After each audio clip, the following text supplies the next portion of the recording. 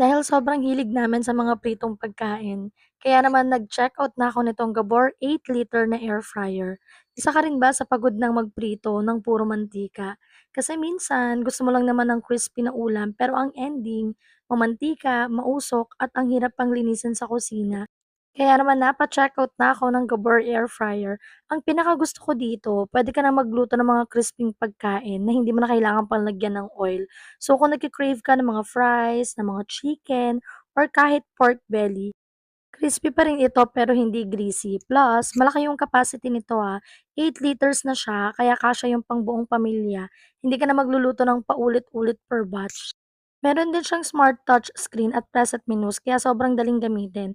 Pipindot ka lang tapos automatic na yung temperature at timer. At syempre, less smoke sa kusina at mas madali pang linisin. Kaya hindi na hassle sa pagluluto kahit gabi pa. Kung gusto mo din ng gantong air fryer, ilalagay ko na lang po yung link dyan sa may comment section o kaya naman dyan sa may yellow basket. Yan lang, bye!